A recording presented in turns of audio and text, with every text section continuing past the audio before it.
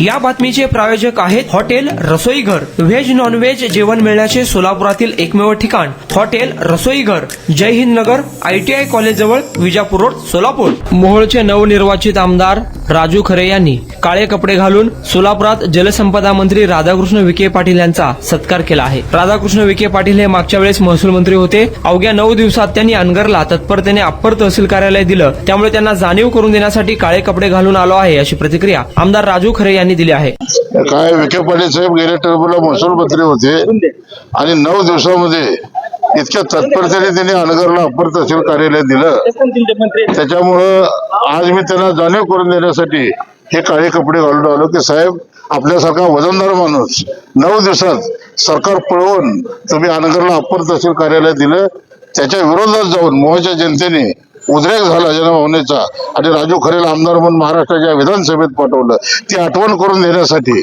आज मी काळा ड्रेस घालून विखे पाटील साहेबांचा सत्कार केला आणि त्याला सांगितलं की आपण अनगर कार्यालय दिलं म्हणून मी आमदार झालो।